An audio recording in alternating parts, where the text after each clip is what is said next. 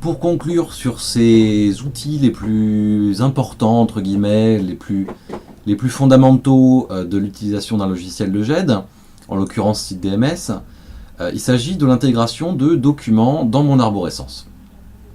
Donc pour ce faire, je vais sélectionner le dossier dans lequel je vais intégrer des documents. Donc ce sera le dossier KeysReadCharts en l'occurrence. Et donc je vais avoir deux moyens de déposer mes documents. Le premier, c'est par drag and drop ou glisser-déposer en anglais. Je vais donc aller sur mon disque local, choisir en l'occurrence une image, et je vais tout simplement venir la glisser ici même.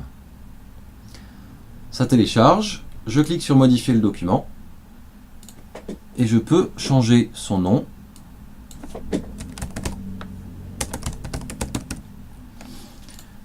Je peux mettre des commentaires, je peux associer des mots-clés, on verra un petit peu comment ça fonctionne un tout petit peu plus tard.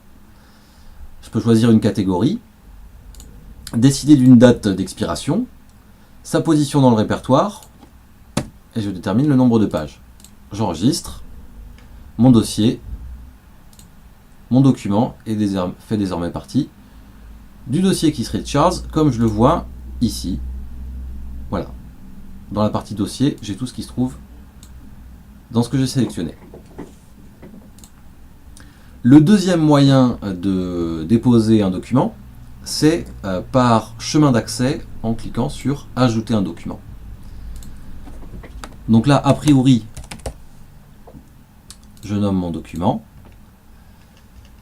Je détermine les mots-clés, les commentaires, etc. Et je vais chercher sur mon disque local le document qui m'intéresse.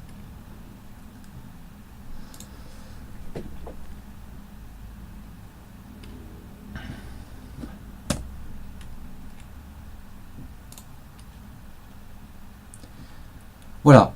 Donc tout ça est assez simple. On pourrait dire de la partie téléchargement rapide et du drag and drop qu'elle est un petit peu gadget. Personnellement, j'ai plutôt tendance à faire une manipulation par chemin d'accès en allant fouiller dans mes dossiers. Cependant, j'imagine que ça dépend un petit peu des habitudes de chaque utilisateur.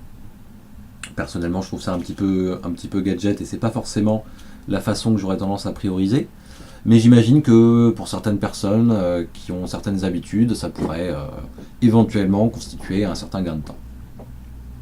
Donc en ce qui concerne les documents déposés, on peut les supprimer